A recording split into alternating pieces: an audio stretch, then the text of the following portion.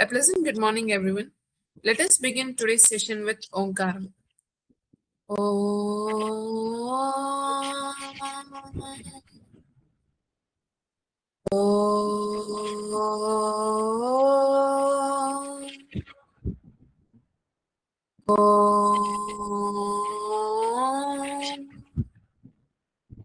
The NMO mantra.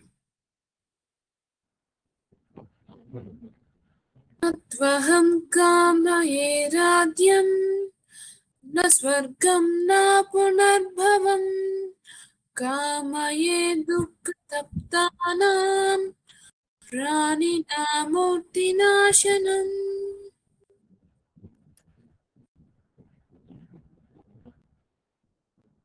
A warm and heartfelt welcome to all the participants of NMO AP MedCatalyst Foundation, the 0-hour revision series.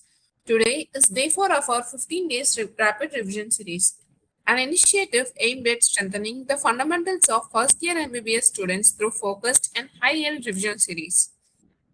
Today, Dr. Pramila Ma'am, professor in NRI Medical College, Chinakakani, is going to take the session. Topics to be covered are thyroid, abdomen, coronary arteries, and inguinal canal. It's our privilege to have Dr. Pramila Ma'am with us today. We sincerely thank you for graciously accepting our invitation, ma'am. With respect, now I would request Dr. Pramila Ma'am to kindly take over the session and guide us with your valuable insights. So thank you very much, Lasya. Very good morning to all of you. Jai Shri Manaran, and sorry for the delay, and I made you to wait. So today we are going to discuss about two topics: inguinal canal and blood supply of heart.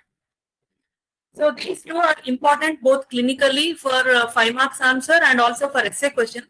Keeping these academic marks aspect aside, they are very, very clinically important aspects, which is inguinal hernia is a major case in the surgery also. And it is a basic knowledge to know why the blood supply of heart has certain clinical aspects like thrombosis of coronary arteries and which artery has got damaged. The interpretation of the angiogram, if one of your neighbor gives you also, you should be in a position to understand where the problem is. So this basic knowledge helps you a long way in your academic medical career. So let us go into the topic inguinal canal. So what is its inguinal canal? The name itself is indicating, the two words are telling that this is located in the inguinal region, and it is a canal-like structure. What type of canal is it? It is a musculo-aponeurotic canal. That means this canal is made up of muscles and aponeurosis. So what is inguinal canal? The definition of inguinal canal is it is a musculo-aponeurotic tunnel. It is a musculo-aponeurotic tunnel or canal that is present in the inguinal region or in the groin. Right. So what is the length of inguinal canal? It is only 4 centimeters. It is 4 centimeters above the medial half of the inguinal ligament. Above the medial half of inguinal ligament. So whenever you are saying tunnel means it is having roof, floor, anterior and posterior walls which are all rounded and the entry and exit of the tunnel. So we have 5 things which we need to mention in relation to the boundaries of inguinal canal. They are inlet. This is the inlet of the inguinal canal. Outlet. This is the exit of the inguinal canal. Inlet, otherwise called as deep inguinal ring. Outlet, otherwise called as superficial inguinal ring. And the canal as such has 4 boundaries: anterior, posterior, roof and floor. Right. So here we need to know one important landmark before going into the depth. I'll let you know.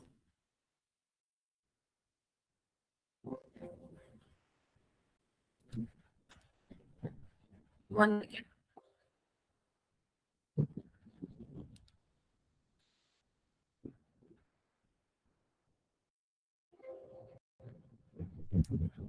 Something is. Yes. So the inguinal canal, as I told you, it is a musculo-aponeurotic tunnel, length 4 centimeters, extends from deep ring to the superficial ring. Deep ring is called inlet and superficial ring is called outlet. Where is it located? Above the medial half of inguinal ligament. So what is the direction? In the previous slide you have seen, It's directed downwards, forwards, and medially. The direction is downwards, forwards, and medial. Then this canal or this tunnel, it is narrow in females because there is no proper content in it. Whereas in newborn, it is, instead of being oblique, it is straight because of the undifferentiated anterior abdominal wall. The musculature of the anterior abdominal wall has not yet developed properly.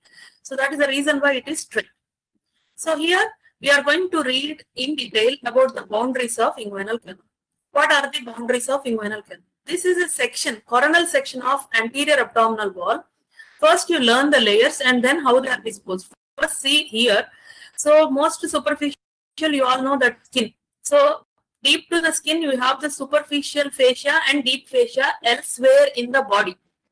But here, in the abdomen, we should not call it as deep fascia. Instead, the superficial fatty layer and membranous layer. This is called as two layers of the superficial fascia. There is no deep fascia beneath the skin of the anterior abdominal wall. These are two layers of the superficial fascia, a fatty layer and a membranous layer. Then after that, the external oblique muscle, this is muscle, and below it becomes aponeurotic. See the green line, it is aponeurotic. Then deep to the external oblique is the internal oblique. And then deep to it is the transverse abdominis, these three muscles.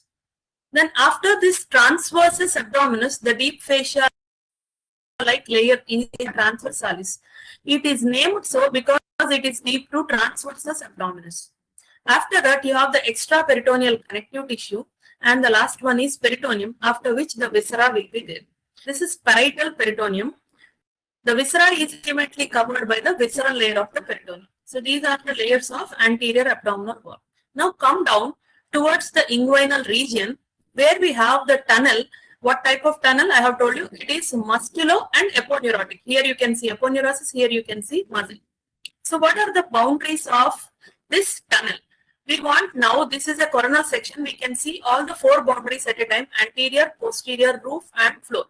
Look at the A for anterior wall. Here you are seeing skin, superficial fascia, fatty layer, and membranous layer. After that, what are you able to see here?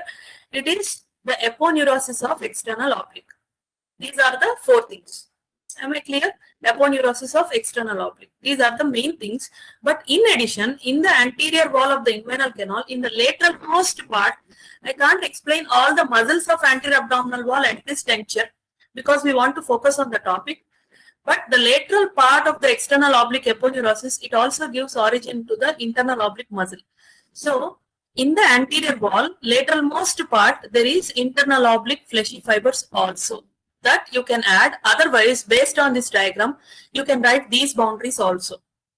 So, skin, superficial fascia, fatty and membranous layers, external oblique aponeurosis are the first major boundaries. Then the last one you can add is fleshy fibers of internal oblique. Where are they present? In the lateral part, right? Then the floor.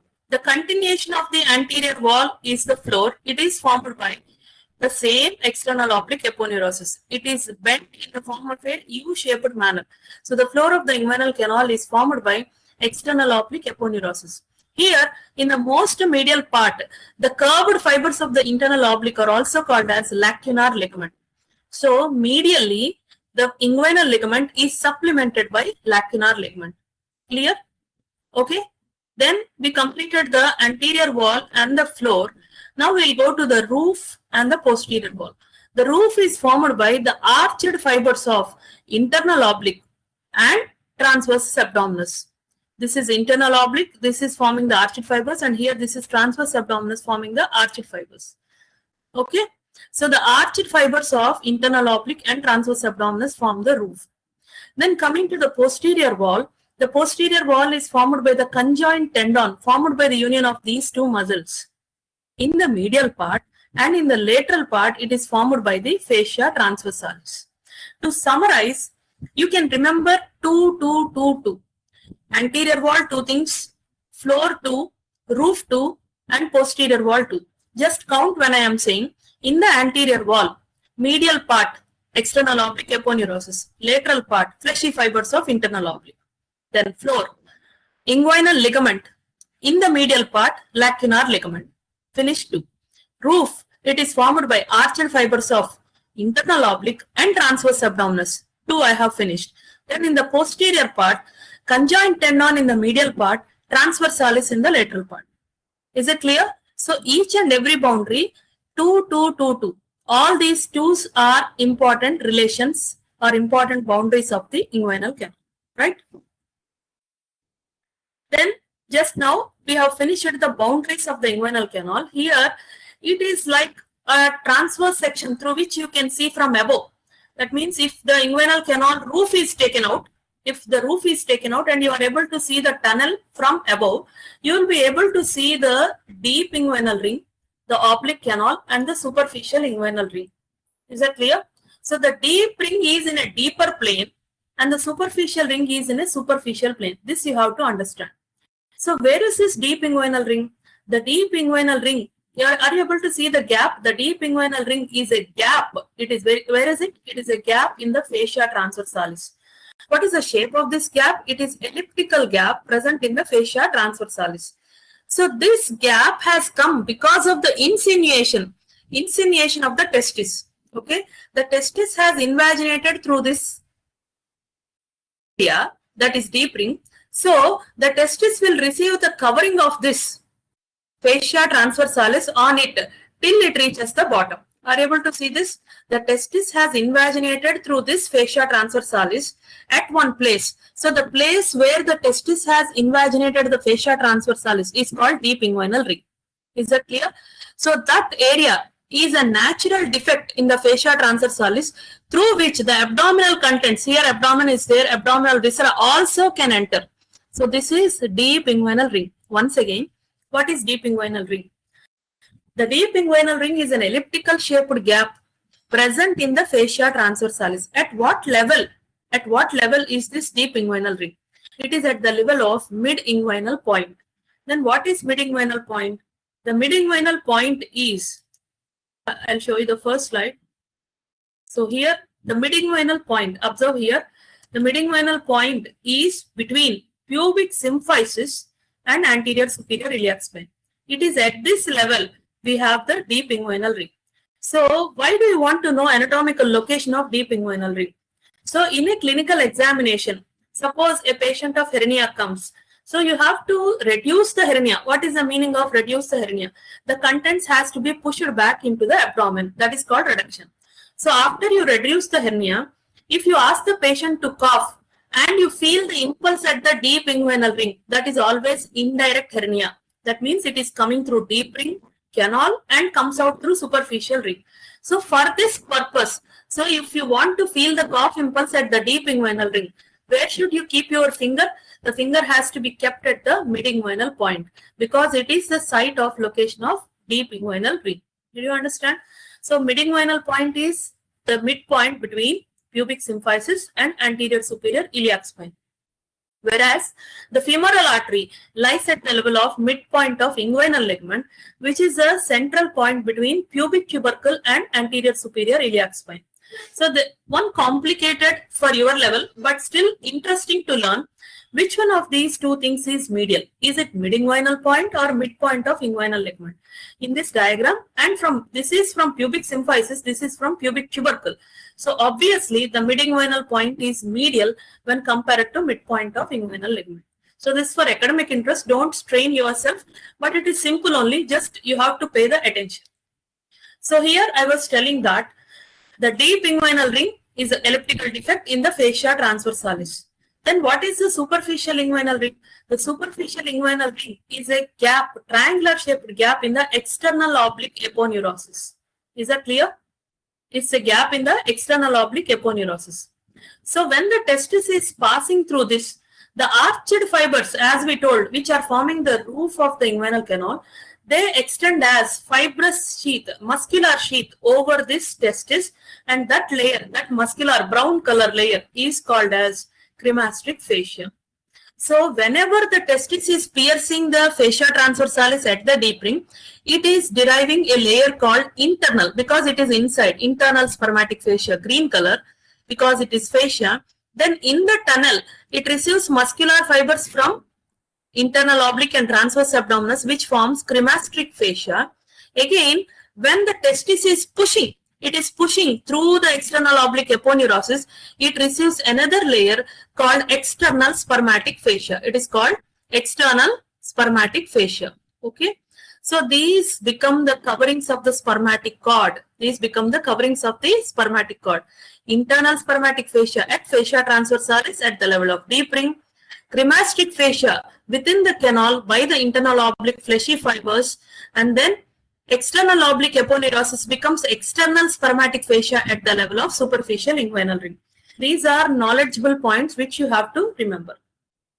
Now, the description of the anterior wall, which we have already finished, we'll go with the description of the inlet and outlet. I already mentioned that inlet of, so inlet, the inlet is called as deep inguinal ring, outlet is called superficial inguinal ring. So what is deep ring? I already mentioned elliptical shaped gap in the fascia transversalis. What is superficial ring? It's an oblique or triangular gap in the external oblique aponeurosis. Where is it located? The deep ring is located 1.25 centimeter above the mid-inguinal point, whereas the superficial ring is located above and lateral to the pubic tubercle.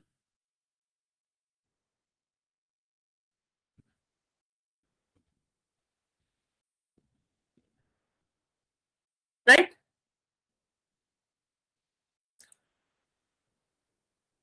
So here you are able to see the external oblique aponeurosis. This is the superficial inguinal ring. This is superficial inguinal ring. Here you have the pubic tubercle above and lateral to the pubic tubercle. This margin which I am showing is the superficial inguinal ring through which the contents are protruding. This is hernia actually. Are you able to appreciate? This is superficial inguinal ring. It is triangular in shape. It is having upper crust called superior crust and a lower crust called inferior crust, and these fibers are called intercrural fibers, and the base is located towards the pubic crust. Okay. So that is which ring? This is about superficial inguinal ring. Whereas deep ring is a defect. Look at here. This is fascia transversalis. The contents are pushing through the deep ring. The deep ring is an elliptical shaped defect in the fascia transversalis. Superficial ring is a triangular shaped defect in the external oblique aponeurosis.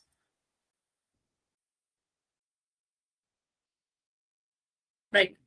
So from this deep ring onwards, which fascia extends over or covers the spermatic cord? It is internal spermatic fascia. Whereas from the outlet level, the fascia that covers the contents of the spermatic cord is called external spermatic fascia. Is that clear? So what are the boundaries of the inlet? The boundaries of the inlet is, it is bounded by internal oblique and transverse oblique abdominis arched fibers. Anterior is, this is not so very important, just for completion's sake I am telling.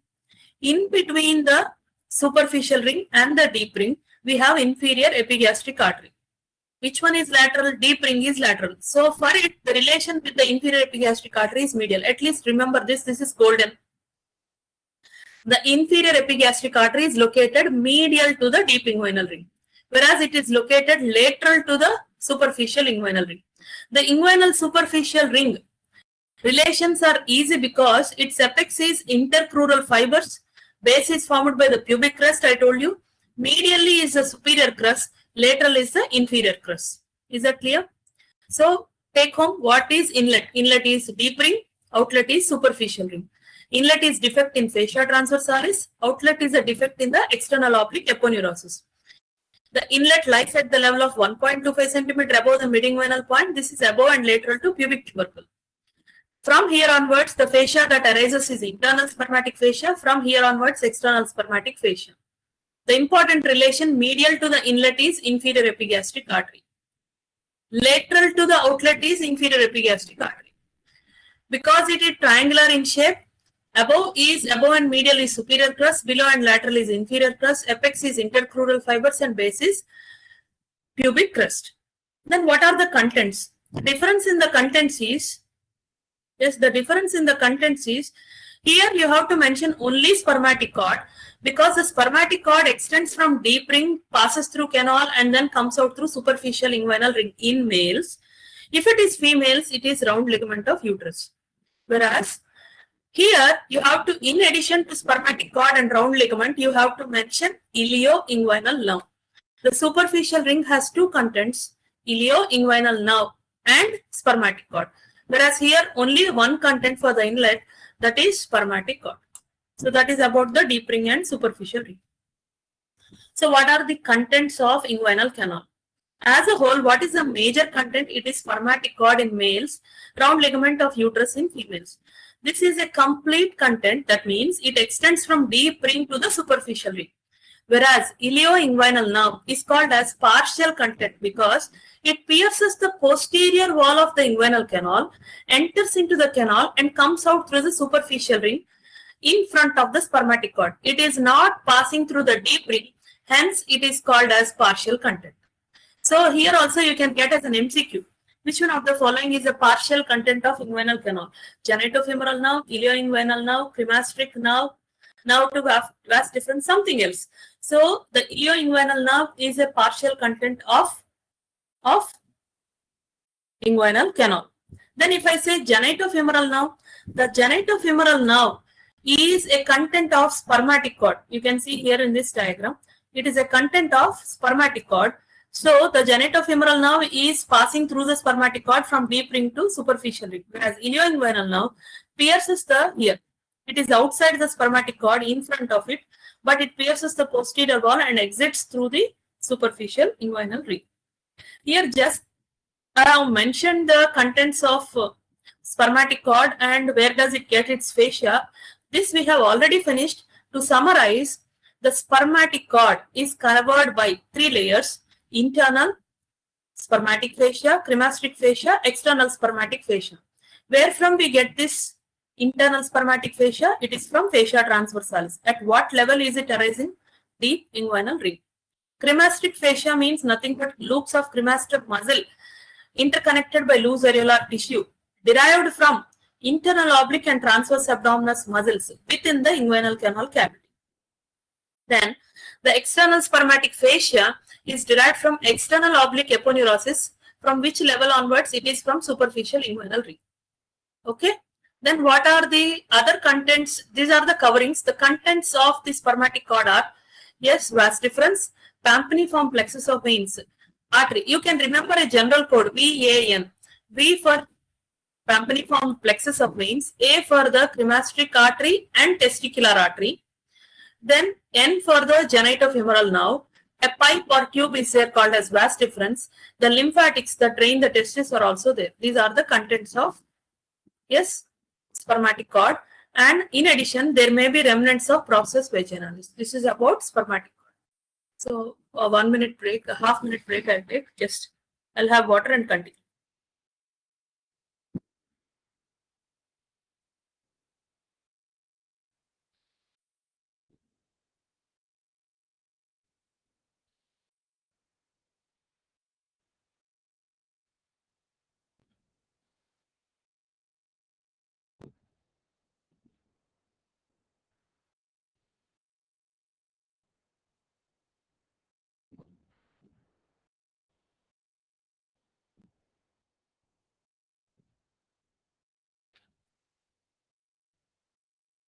Sorry for the interruption. Can we continue?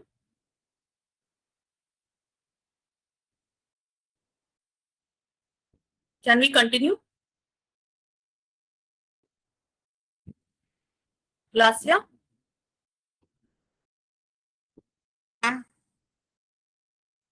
Any thumbs? Okay. So, a natural weakness in the anterior abdominal wall is inguinal canal. It is a tunnel or it is a space. So, any content other than the spermatic cord also can enter into the inguinal canal. So, what are the factors that are preventing the herniation of abdominal viscera into the inguinal canal when there is rise in intra-abdominal pressure? So, rise in intra-abdominal pressure is a routine phenomenon which is done at the time of maturation, at the time of defecation, at the time of coughing. So, no content is herniating into the inguinal canal whenever there is rise in intra-abdominal pressure. Why nothing is coming out?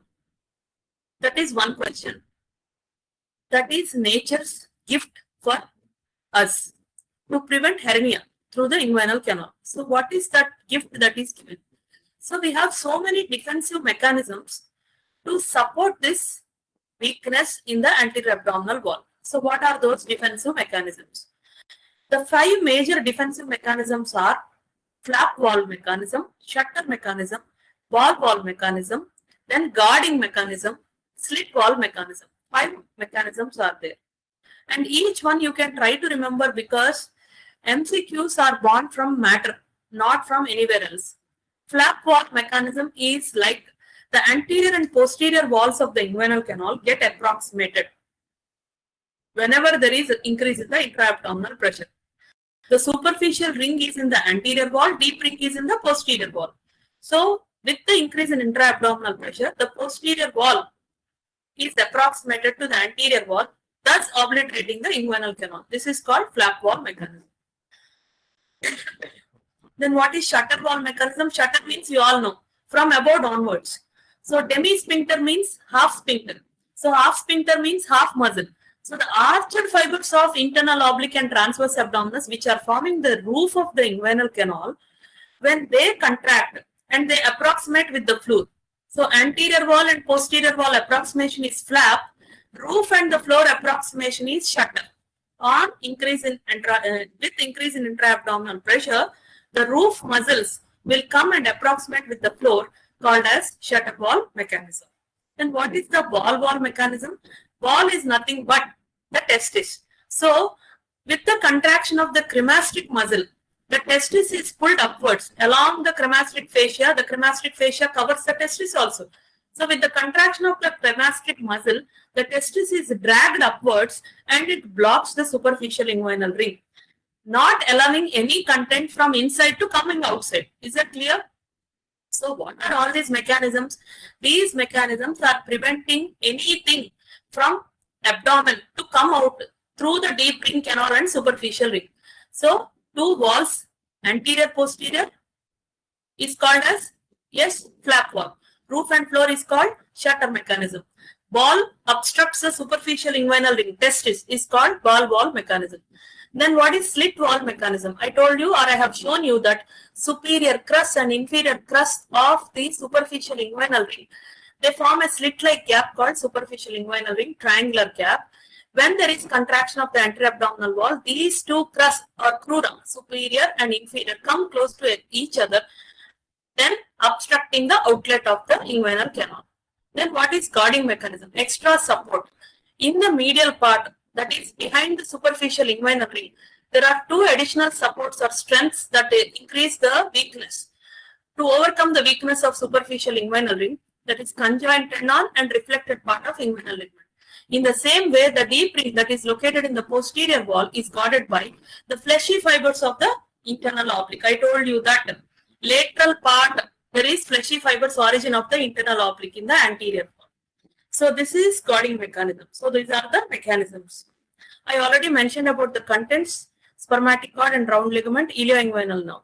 So we have finished the 5 major headings of inguinal canal. What is inguinal canal definition we have finished. The boundaries we have finished. Anterior, posterior, roof and floor. Then we have completed superficial inguinal ring and deep inguinal ring.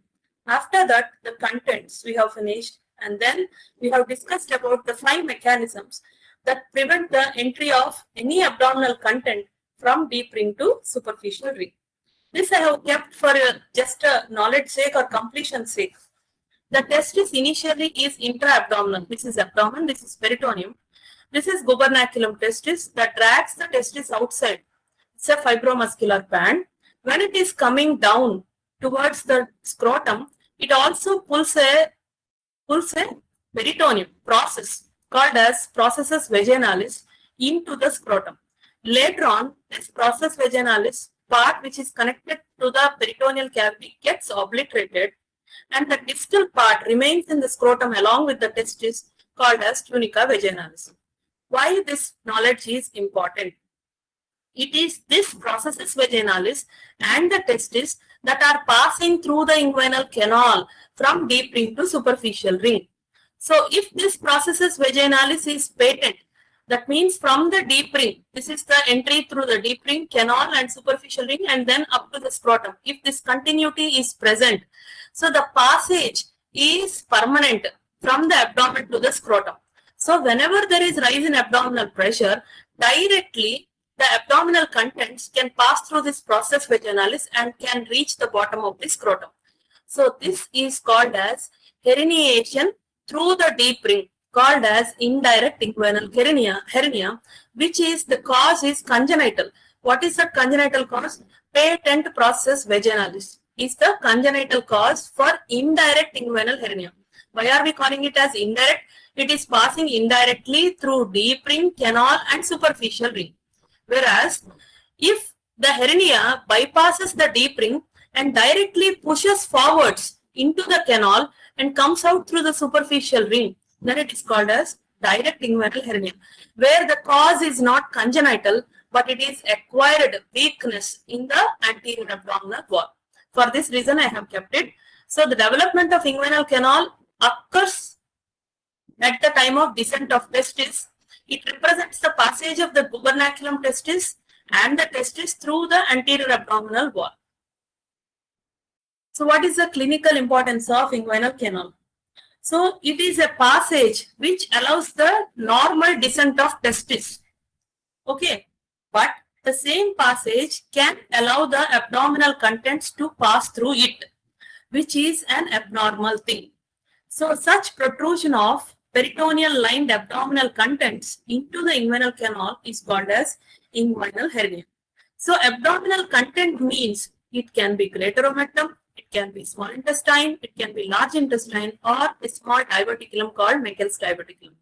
So may not be the complete, it may be a small part of greater omentum, small part of the small intestine. That means little coils, some coils of small intestine, or maybe large intestine. So if Meckel's diverticulum is the content of inguinal hernia, then that hernia is called as Litter's hernia. It is a fancy name. If you are interested, you can remember, otherwise leave it. So that is about the clinical importance of inguinal hernia. Here there are types of inguinal hernia, direct and indirect. So in this picture, it is the problematic or clinically abnormal case where the abdominal contents are herniating through the inguinal canal. Right. So already I have shown you, if the content is passing through deep ring, then through the canal, then comes out through the superficial ring, such a type of hernia is called as indirect inguinal hernia, where the neck of the sac is narrow because it is passing through deep ring, it is narrow, and this neck of the sac, to the neck of the sac medially are the inferior epigastric vessels. The inferior epigastric vessels are medial to the neck of the indirect inguinal hernia. And the cause is patent process vaginalis. And what are the coverings of this hernial sac? Whatever coverings the spermatic cord has, all the coverings will be there. That means internal spermatic fascia, this is internal spermatic fascia, then this is cremastic fascia, this is external spermatic fascia. So all the coverings which the spermatic cord has are also covering the contents that are protruding through the deep inguinal ring. Okay. So just for your knowledge, this is the patent process vaginalis. This is the obliterated process vaginalis. The remnant which is present in the scrotum is called tunica vaginalis. So in us, in adults, that means in most of the male, it gets obliterated. If it is patent like this, there may be a chance of indirect inguinal hernia. So a part of it may be obliterated, a part of it may be patent. Such a type of hernia is called as inguinal hernia or funicular hernia, whereas completely if it is patent till the bottom of the scrotum, it becomes scrotal hernia. That means the hernial sac will, or the intestinal contents will reach up to the bottom of the scrotum, whereas in this case they will be slightly above the testis. So here this is a normal patient. This is a transverse section of the anterior abdominal wall. This is a normal transverse section. Okay. So here this is the inferior epigastric vessel. So here the fascia transversalis is extending inside. So this is deep inguinal ring. So all the layers will be coming, and the inferior epigastric artery is medial to the neck of sac. This is indirect hernia. Whereas indirect hernia, in direct inguinal hernia, in case of direct inguinal hernia, medial to the inferior epigastric artery, the posterior wall. Here you are seeing that the hernia is invested by internal spermatic fascia, whereas here internal spermatic fascia, instead of internal spermatic fascia, if it comes through deep ring only, we call it as internal spermatic fascia. Here directly the hernial contents are pushing the fascia transversalis.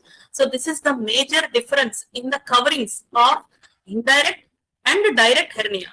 Okay, if fascia transversalis is the covering, that means it is coming by pushing through the posterior wall. If internal spermatic fascia is the covering, that means it is entering through the deep inguinal ring. Okay, so that is a major difference between indirect and direct inguinal hernias.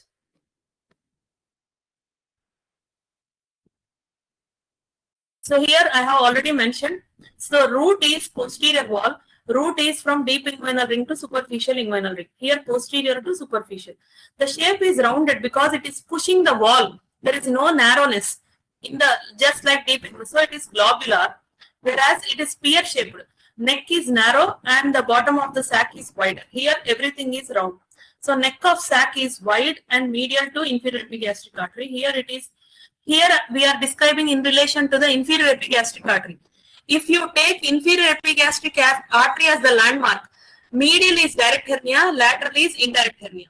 If you take the neck of the sac, I think I am not confusing. If you take the landmark as neck of the sac, artery is medial to indirect hernia and lateral to direct hernia. What the question is, you also has to see it carefully. So neck of sac is medial for inferior epigastric artery in case of direct hernia. It is lateral to inferior epigastric artery in case of indirect hernia. Usually it is bilateral because in old age or in people with lax anterior abdominal wall, the laxity will not be limited to one side. It is usually both sides will become lax. Then it can occur from bilaterally or on both sides. Whereas the indirect hernia, it occurs usually in children and young adults because the reason is congenital patent processus vaginalis. So it can be unilateral. One side it may be obliterated, one side it may be patent. Right? So the direction is straight forwards from behind forwards, whereas it is oblique. That is just like the inguinal canal, downwards, forwards, and medial. So this is about the differences between hernia in their occurrence. So cause I have told you, acquired weakness, this is congenital patent process vaginalis. So the covering push the spermatic cord laterally. Here the difference lies in second one. So it pushes the peritoneal connective tissue, same. Second, it is from behind forwards we are coming. Here there is fascia transversalis, internal spermatic, cremasteric, external spermatic skin. These 5 layers are similar to spermatic cord. It is indirect. Whereas here you have extraperitoneal connective tissue, fascia transversalis, cremasteric fascia, external spermatic fascia, skin. This is called lateral direct. Most medial direct hernia, it has conjoined tendon as a wall or covering. This difference you have to understand. Lateral direct and medial direct. So this is a little bit higher to your level. Understand that if fascia transversalis is the covering, it is direct inguinal hernia. Internal spermatic fascia, indirect inguinal hernia. Okay. So this is about inguinal canal and its clinical aspects. So how will the question appear for you? What are various types of questions that you can get from this region? So a middle-aged or young 25 years old male patient comes with a complaint of swelling in the groin region and it is increasing in size when he is coughing. So on examination, the doctor has observed a swelling in the inguinal region. He has reduced it and he has kept the finger at the level of deep inguinal ring and asked him to cough. Then the impulse was felt on the middle finger where he has kept at the level of deep inguinal ring. So what is this hernia? Okay, describe this hernia. So write about the various mechanisms that prevent the occurrence of hernia. Answers?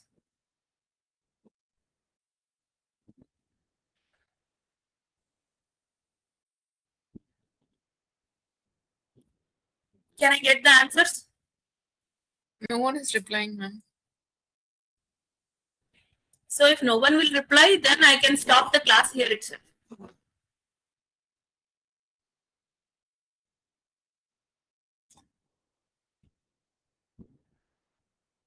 I have told you that the doctor has kept the finger at the level of deep inguinal ring and he has felt the cough impulse. And the age of the patient is around 24 years. Then what is the type of hernia?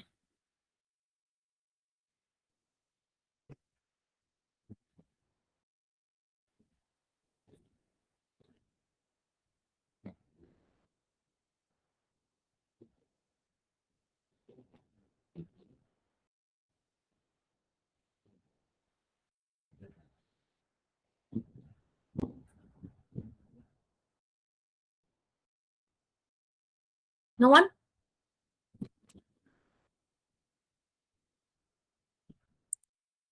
No one, ma'am. So if they are not listening, I think we can because continuing like this.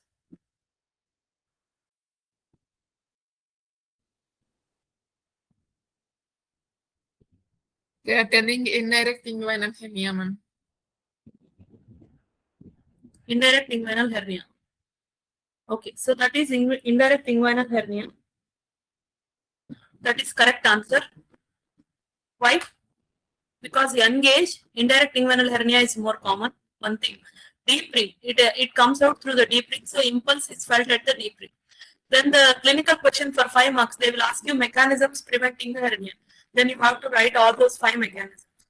The same thing can be asked as essay question, where you will be asked about write the boundaries and contents of inguinal canal in addition. So both 5 and 5, 10 marks. So the question can be in any way. And multiple MCQs can be created. Which one of the following is not the anterior wall, not the posterior wall, not the median, sorry, roof, not the floor. Like that, we can get the questions as MCQs also. Then reasoning question. Shall I continue? Reasoning question. So if they will ask you like the inguinal canal is narrow in females, why? Why is inguinal canal narrow in females?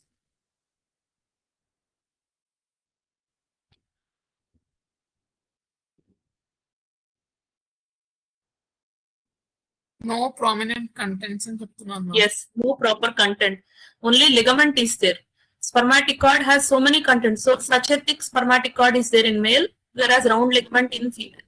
So that is the reason why it is narrow in female. That is a reasoning question. Then I'll ask another reasoning question like, so mostly indirect hernia is unilateral. Why?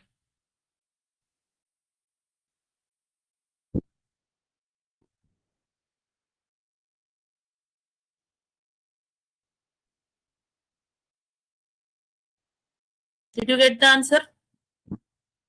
Why is indirect hernia most commonly unilateral?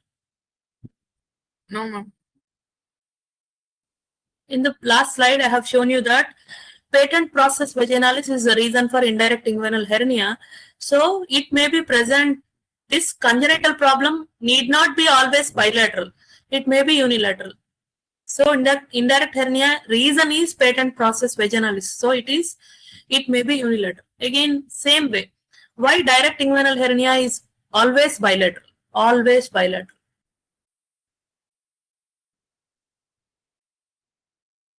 Why direct inguinal hernia is always bilateral?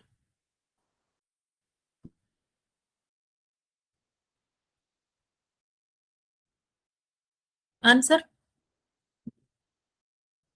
So we As are it- trying to, yeah, It is due to the weak abdominal weakness, yeah, ma'am. due to the weakness of, very good, correct answer. Weakness of anterior abdominal wall cannot be on one side. It is usually extensive. That means the total anterior abdominal wall is involved. So it is mostly bilateral or always bilateral. Okay. So that completes inguinal canal topic. Now we'll proceed to blood supply of the heart. We'll take half-minute break and then go to the blood supply of heart.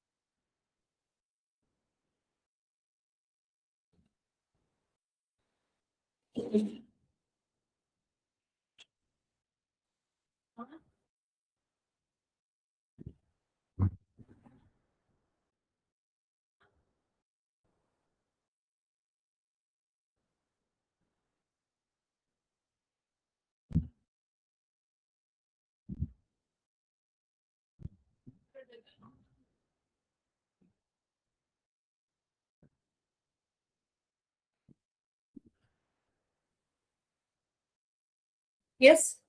Are you all ready?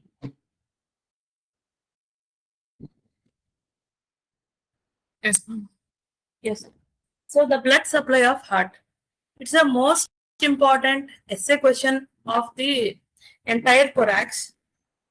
So for this, we'll just have the introduction like this is the sternocostal surface of the heart. Okay, this is sternocostal surface of heart. This is right atrium, right ventricle.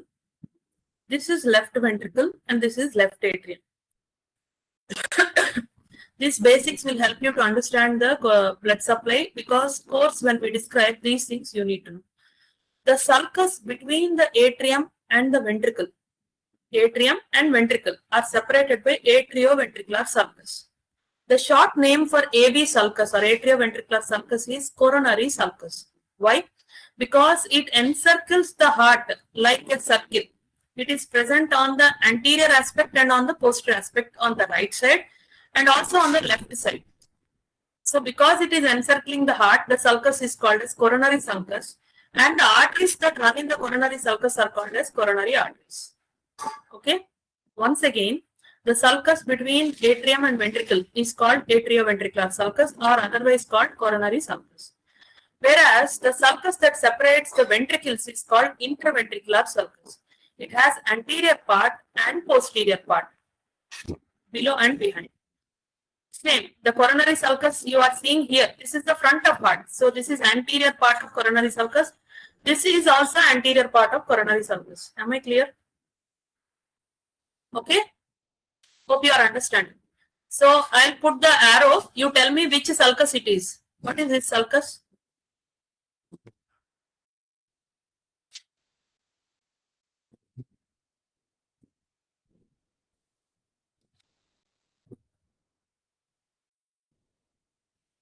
Answer.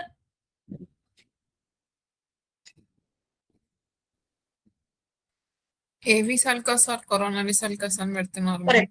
AV sulcus or coronary sulcus. Very good. This is IV sulcus, interventricular sulcus. Very good. So now another question. You need just I'll be continuing.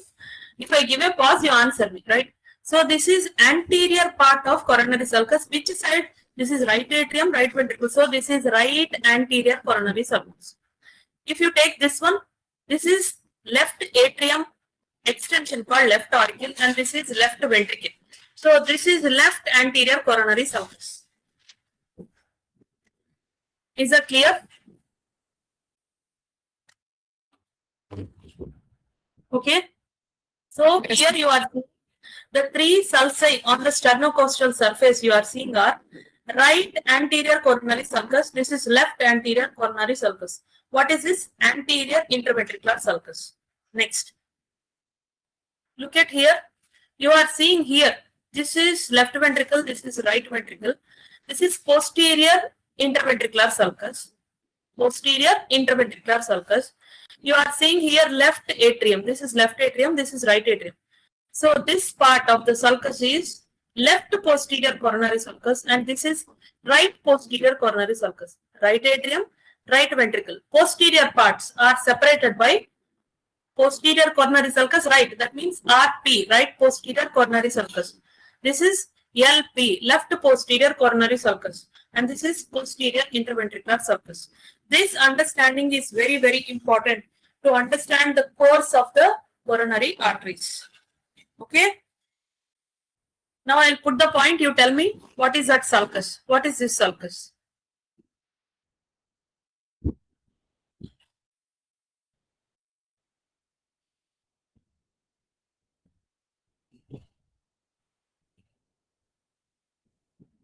Left posterior AV sulcus. Correct. Left posterior coronary sulcus. Very good. Now I can proceed with the coronary arteries, and I assure you, if you follow the course, you can write it in a very easy manner. Right.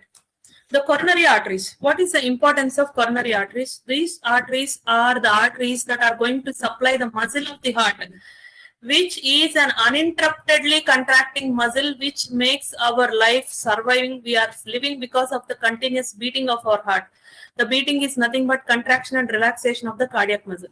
And that continuously hard working throughout the life, that muscle is supplied by the coronary arteries.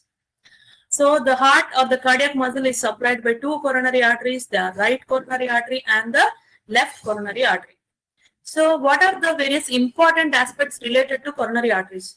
These arteries run in coronary sulcus. Very good, right? These are the only arteries of the body which fill in systole or diastole. It is diastolic filling arteries. So all the arteries of our body fill in systole, whereas these arteries fill in diastole. Okay. Then these are functionally end arteries. Functional end arteries means what? If you see the previous diagram, you are able to see that all the arteries of the right and left sides are continuous with each other. When there is anastomosis between two arteries, we never call it as an end artery.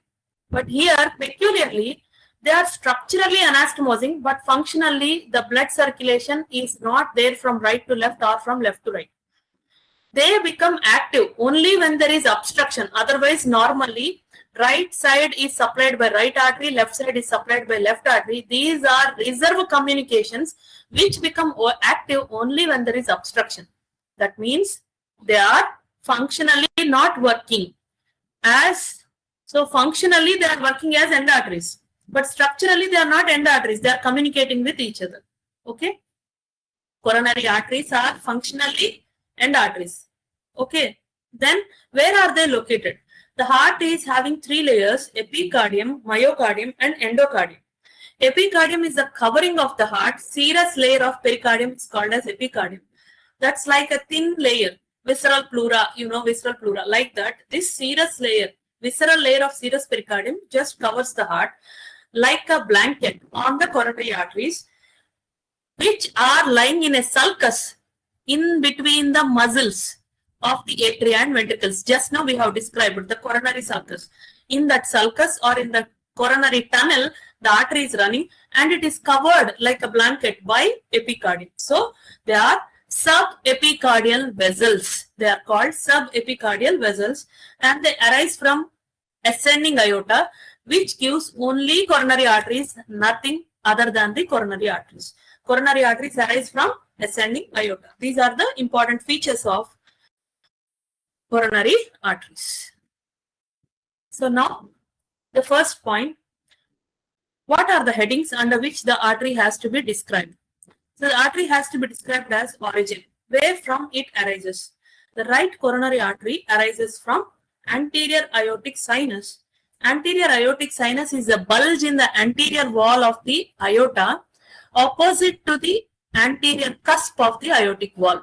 So let me not overload you by describing the details. Just remember anterior aortic sinus. It is smaller than the left coronary artery. Why? Because left coronary artery supplies the left ventricle, the thickest and the largest chamber of the entire heart. It is larger. Whereas right atrium and right ventricle are mainly supplied, other chambers are also supplied, but mainly right atrium, right ventricle. So it is a smaller branch when compared to the left coronary artery. So the course. So look at the diagram and then describe the course. So it runs forwards after arising from the anterior aortic sinus. It runs forwards and then towards the right side, forwards and towards the right side, then descends in the coronary sulcus anterior.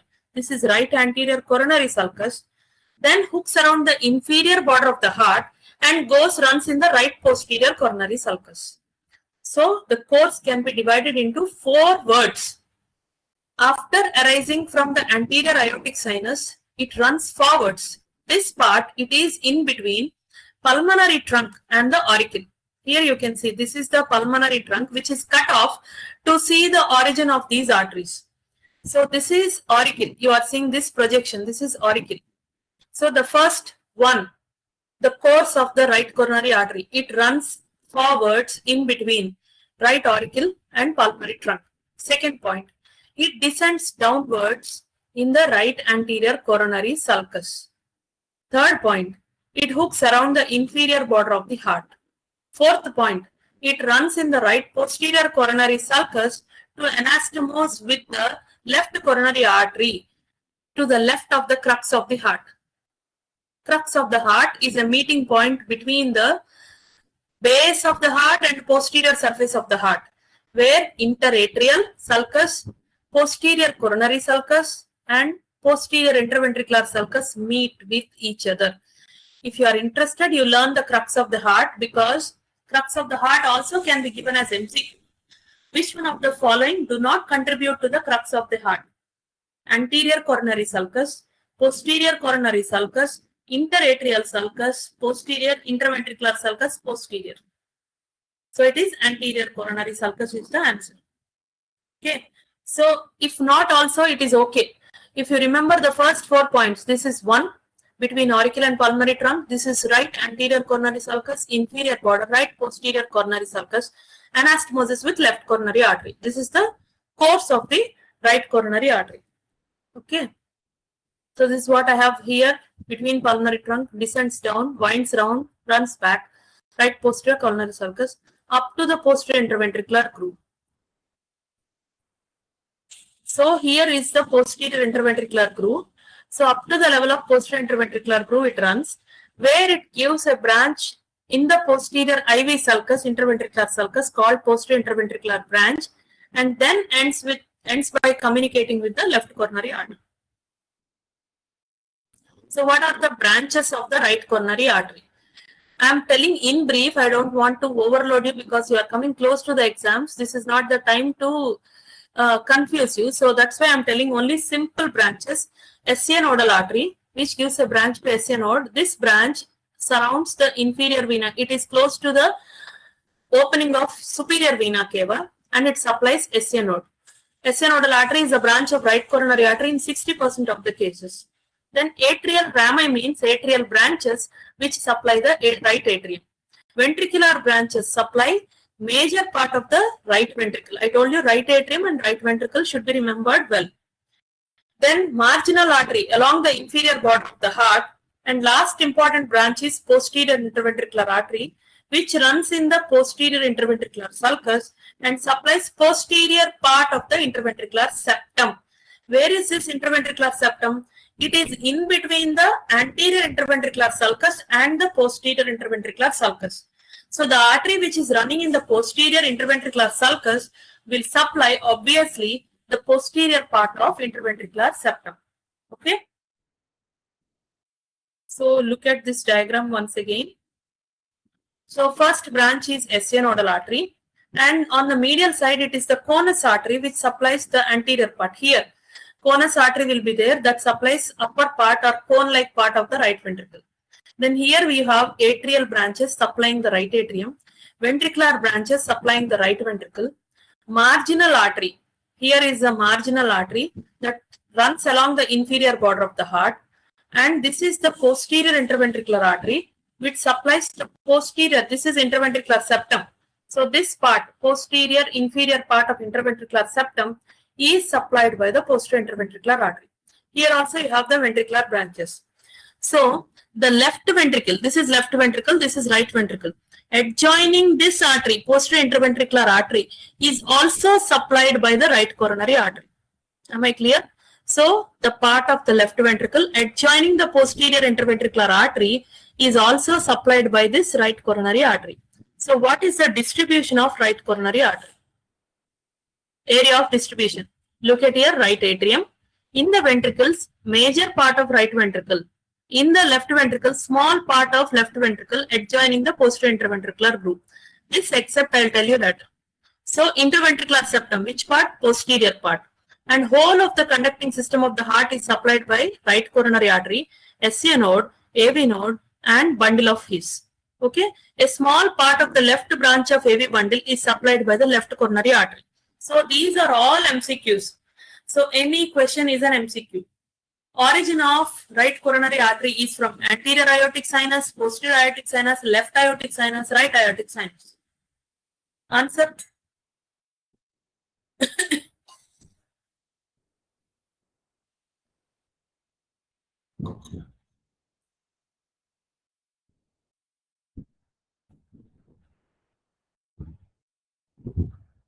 Anterior aortic, which aortic sinus? It is anterior aortic sinus. So remember, which of the following is not supplied by right coronary artery?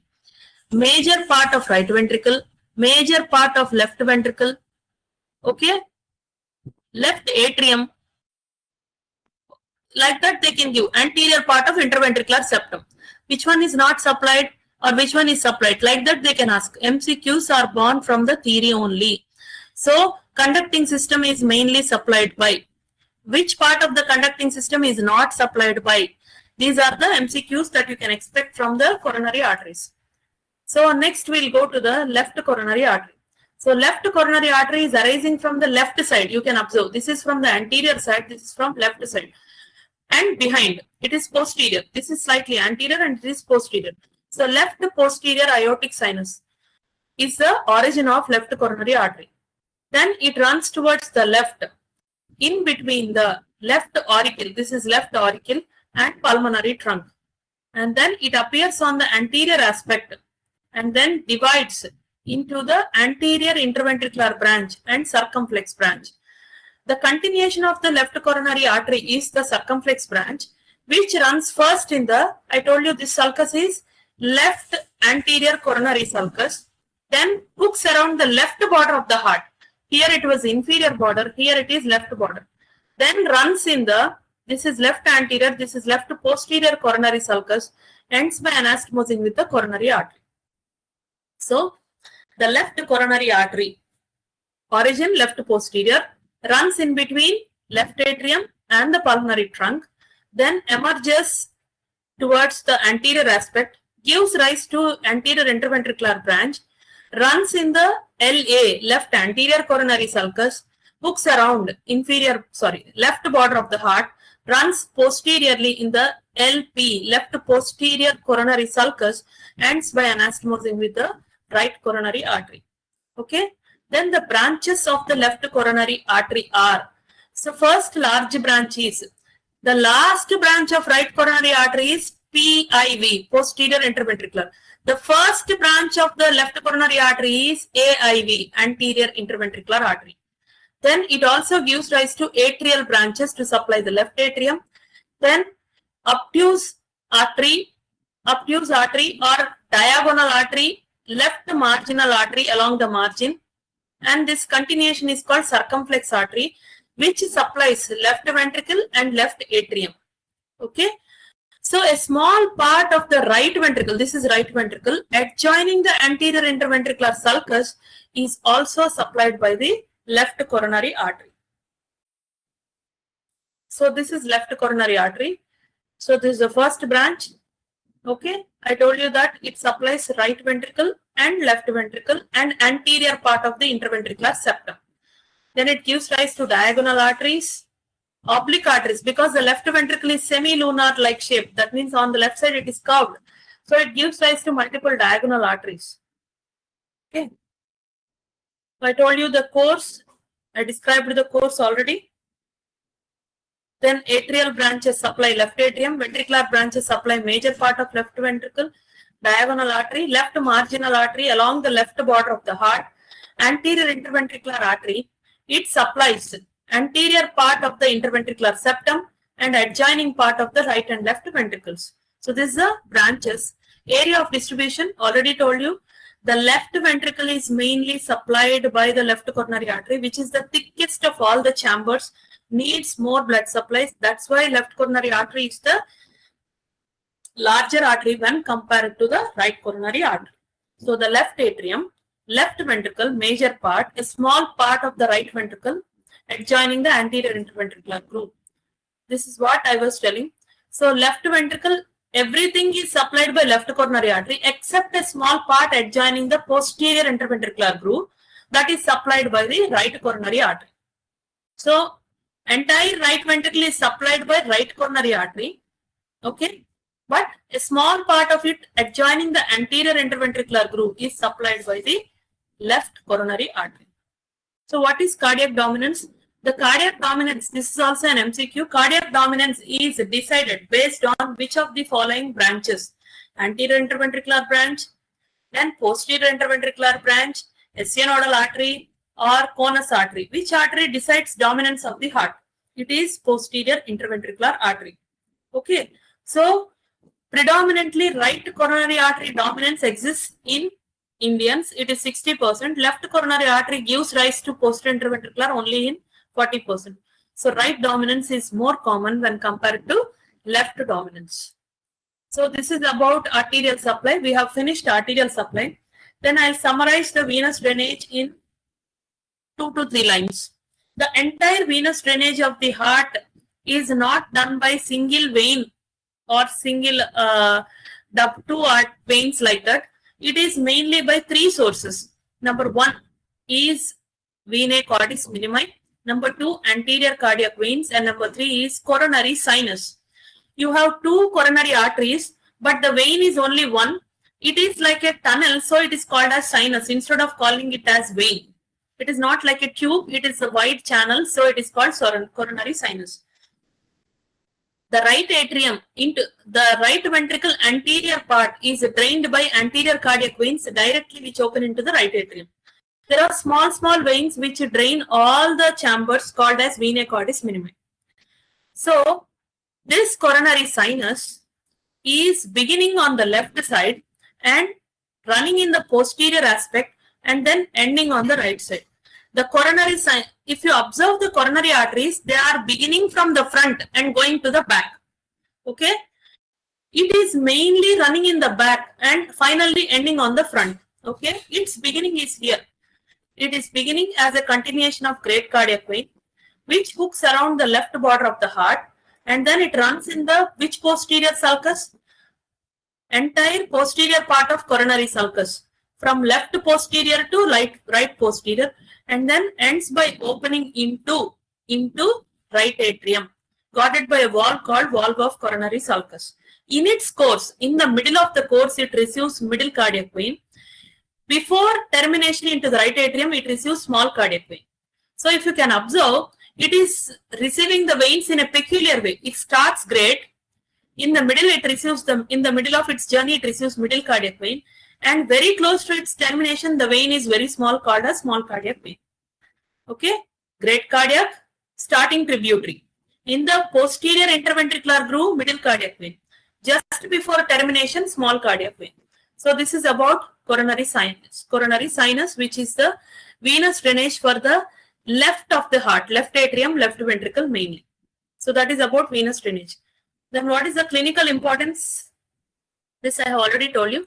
Left atrium is drained by oblique vein, left marginal vein, great cardiac and diagonal vein in the anterior interventricular groove. Middle cardiac along the posterior interventricular, small cardiac from the right ventricle. So it's guarded by a wall. All these things I have told you. So the coronary arteries run from before backwards. So it is starting from the left side, running in the back, and then opening onto the right side. So this is about the coronary circulation. The other 2 veins also I have mentioned. They drain the infundibulum of the right ventricle into the right atrium. These are called anterior cardiac veins. Small veins are venae cordis minimi. So just only one thing.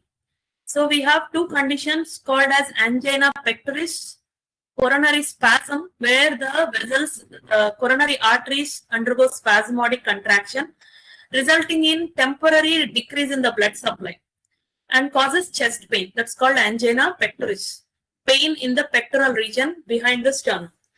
Whereas myocardial infarction means almost occlusion, gradual occlusion, resulting in ischemia initially to the cardiac muscle. After that, suddenly that partial occlusion is also completely blocked, resulting in infarction, depth of the cardiac muscle. This condition is called as myocardial infarction. Irreversible depth of the cardiac muscle is called as myocardial infarction, which occurs due to complete occlusion of the coronary arteries. So why the occlusion is happening? You can see here yellow color. It is the fat which is in the form of a erytheromatous plaque resulting from the excessive increase in the levels of LDL cholesterol over a period of time, which causes a break in the endothelium, then results in thrombus formation covered by a lipid material. All these things are responsible. This you will learn in detail in pathology. Atherosclerosis is a mechanism responsible for obstruction of the vessels, and the coronary arteries are commonly affected by this process called atherosclerosis. So once affected, it causes, when it is complete, it causes irreversible damage to the cardiac muscle called as myocardial infarction. So because it is a commonly seen condition nowadays, it is a clinically important area. Then what to do with this? What to do with this myocardial infarction? If there is permanent damage or permanent obstruction in the artery is bypassed, and it is called coronary arterial bypass grafting. Sometimes if the lumen is patent, at least to some extent, they will dilate that artery and press that plaque. If there is narrowing of the artery, then also they will dilate, which is called angioplasty. So repair of the vessel is called angioplasty. Alternative route by utilizing another vessel like internal thoracic artery or great saphenous vein. The blocked artery is bypassed and new artery is constructed to flush or to nourish the dying cardiac muscle. That procedure is called coronary arterial bypass grafting, CABG. Okay, the vessels used for CABG are internal thoracic and great saphenous vein. Here I have given you all those things which I have told now. Pain in the pectoral region, radiates to the medial aspect of left arm and forearm. Myocardial, sudden and common cause of the death. Complete obstruction of coronary arteries. This is important. This can be asked as an MCQ. Commonest artery that is involved in this myocardial infarction or coronary artery disease is left anterior descending or anterior interventricular artery. Okay, angiography is a diagnostic procedure. It determines the site of obstruction, and then angioplasty is removal of the blocks, that means repair of the vessels using balloons or stents. Then stent bypass grafting, if there are large blocks, then multiple sites are there, then the arteries are bypassed and the grafts used are internal thoracic artery and great saphenous vein. So this completes detailed description about the blood supply of the heart, arterial and venous drainage. Venous drainage is an important 5 marks answer. If the question is venous drainage, you have to mention the 3 veins, that is, yes, 1 second.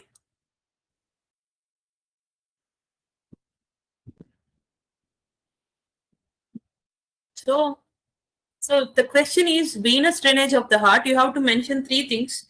1, anterior cardiac veins, vena cordis minimi and coronary sinus. If they directly ask you coronary sinus, then try to directly start with coronary sinus, its course, its termination and its tributaries. Okay.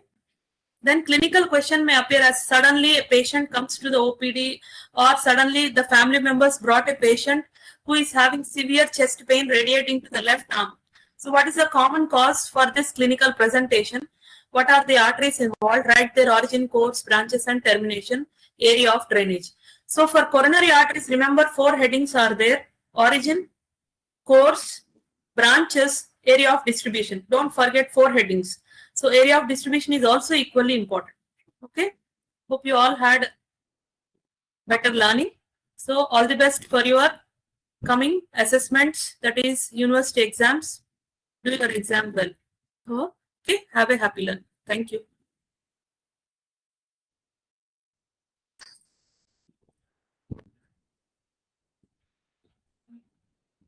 Ma'am, Ma? and cheddama ma'am session. And 2 minutes, ma'am. any doubts you Yes, can ask? ma'am? Any doubts? Let them ask any question. If not, we'll stop here.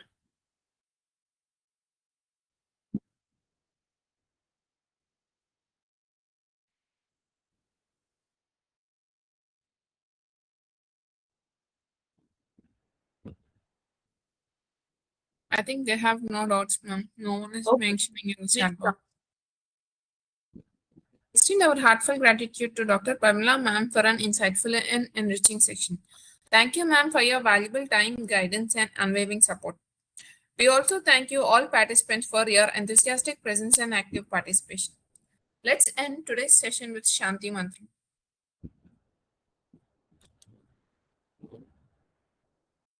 Om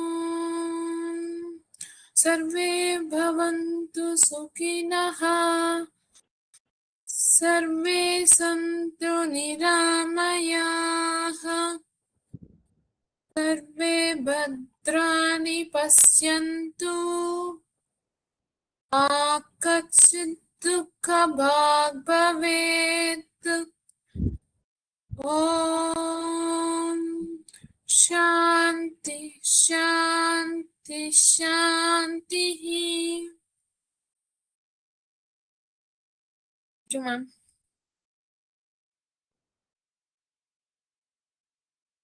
Ma'am, Ma? thank you, ma'am. Okay, ma. Thank you. Thank you all for your patient listening. Have a happy learning. Thank you.